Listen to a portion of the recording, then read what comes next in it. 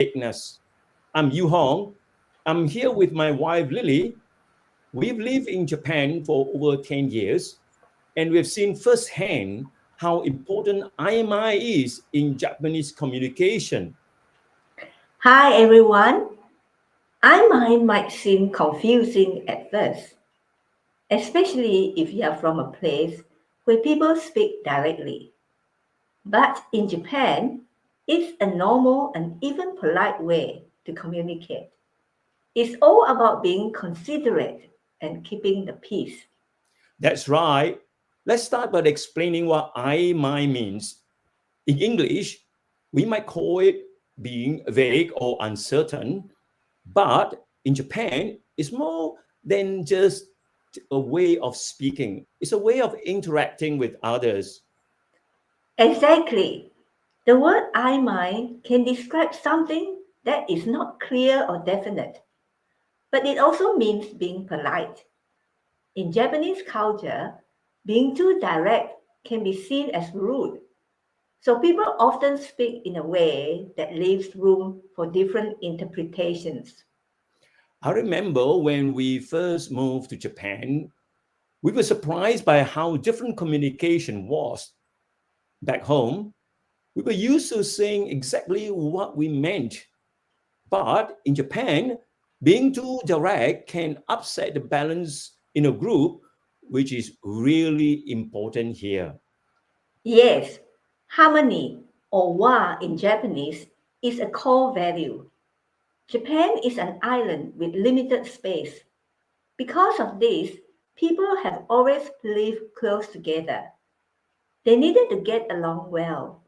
This need for harmony influenced how people talk.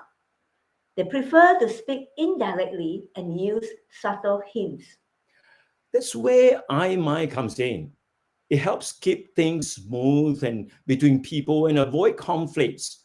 For example, when you ask someone how they are and they say mama, it's a vague answer that could mean anything from I'm okay to I'm just getting by.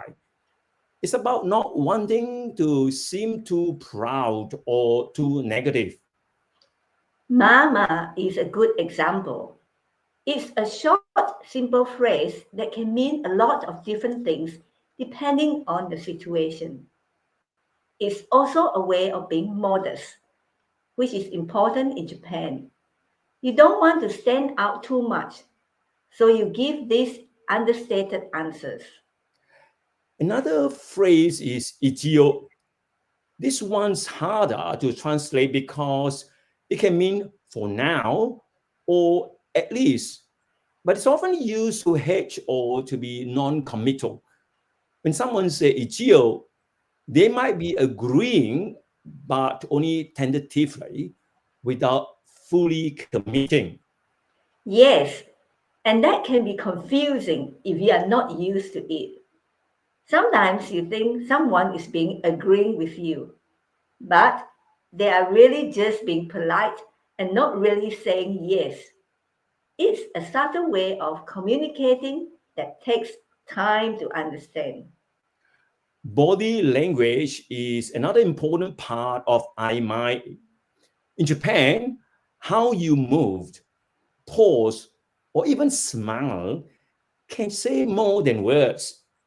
A slight pause or a small nod can carry a lot of meaning. Right, and silence is also a big part of communication here. In many Western cultures, silence can feel awkward, but in Japan, it's often a sign of respect or a moment to think. It's normal to have pauses in conversation where people reflect on what's been said. I've been in situation where there was a long silence, and at first I felt like I needed to fill those gaps with words. But I learned that these pauses were a chance for everyone to think more deeply about the conversation. It's a different way of communicating, but once you get used to it, you start to see the thoughtfulness behind it. In Japan, There's a concept called ishin denshin, which means communicating heart to heart without needing words. It's about understanding each other in a deeper way.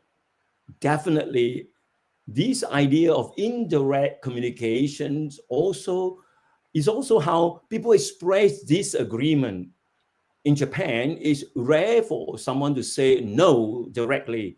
Instead, they might say chotto, which literally means a little, but it can also imply that they are not comfortable or not, I don't agree. That's right. When someone says "choto," it's often followed by a pause or a change in subject. It's their way of saying no without saying it outright, which helps avoid confrontation. Avoiding confrontation is the key to understanding I mind. It's all about keeping relationships smooth and making sure everyone feels comfortable. In a society where group harmony is so important, being too direct can create tension.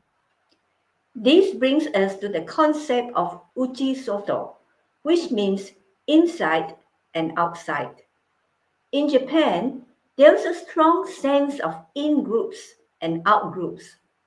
How you communicate depends on whether someone is part of your uchi or inside group or soto outside group. That's a great point. Within your uchi group, like family or close friends, communication might be more direct because you share a deeper understanding. But with Soto group, people tend to be more cautious and use more I language to avoid misunderstandings. One of the most challenging parts of living here has been learning to switch between these different communication styles depending on who we are talking to. It's like walking a fine line between our own cultural habits and adapting to Japanese expectations. This isn't just important in personal relationship, it's crucial in business too. In meetings, you might notice that decisions aren't made right away. Instead, there's a lot of discussion with I language before anything is decided.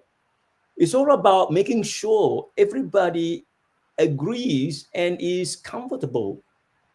Exactly. Patience is key in Japan. If you are if you use if you are used to making quick decisions or having direct conversations, it can be frustrating. But understanding that this process is about maintaining harmony can help you adjust your expectations. Let's talk about how I can be challenging in cross-cultural communication. I remember early on, I misunderstood someone's polite, ambiguous response as agreement, only to find out later that they were actually avoiding saying no. That happens to a lot of foreigners in Japan. It's easy to take these responses at face value, but once you understand the cultural context, you see that it's not about being dishonest, it's about being considerate. The challenge is learning to read between the lines and pick up on those unspoken cues. It takes time, and even after more than a decade, we are still learning. Absolutely. For anyone living or working in Japan, it's important to be curious and open to learning. If you are not sure of what someone means, it's okay to ask for clarification, but do it in a way that's respectful of their communication style. That's great advice.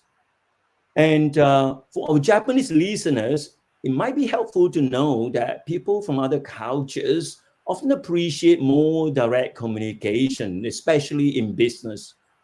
Finding a balance where both sides feel understood can really help bridge the cultural gap. Before we finish, NIHON, what's one key takeaway you have learned about I-mind over the years? For me, it's understanding that I-mind isn't just about being vague. It's a way of showing respect and keeping harmony. It's a big part of Japanese culture, and appreciating that can help us communicate better. I agree. I-mind is more than just a way of talking. It reflects the values that are central to Japanese society. By embracing it, we can better understand and appreciate Japanese culture. Thank you for tuning in to Nihon Narratives. We hope today's discussion helped you understand I-Mai and how it shapes life in Japan. If you like this episode, don't forget to subscribe and leave us a review. And as always, if you have any questions or topics you would like us to cover, feel free to reach out. Bye.